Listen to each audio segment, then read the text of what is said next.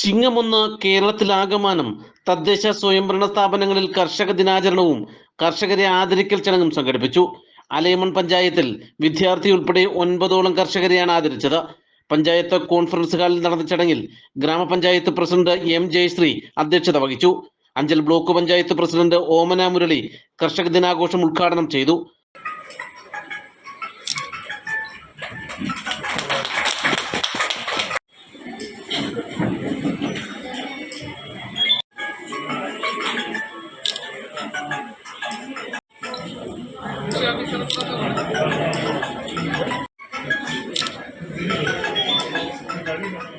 സർക്കാരും തദ്ദേശ സ്വയംഭരണ സ്ഥാപനങ്ങളും കർഷകരെ പ്രോത്സാഹിപ്പിക്കുന്നതിനായി മികച്ച പദ്ധതികളാണ് നടപ്പിലാക്കി വരുന്നത്.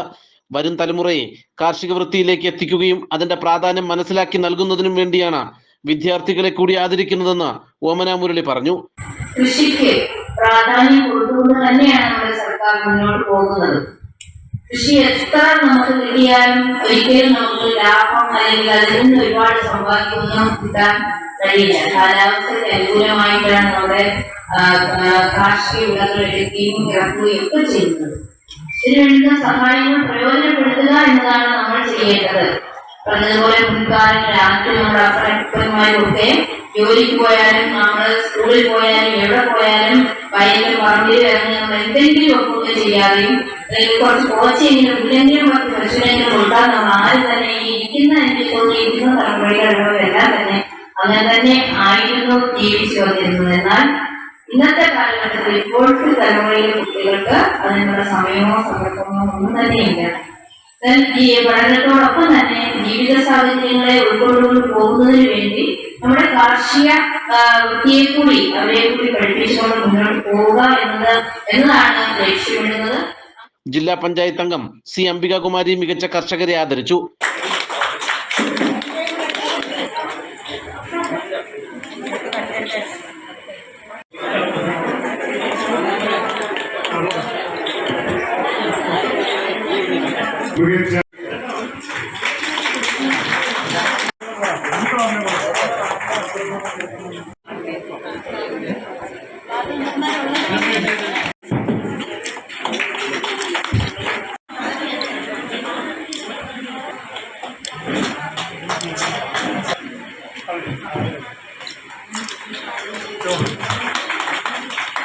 മികച്ച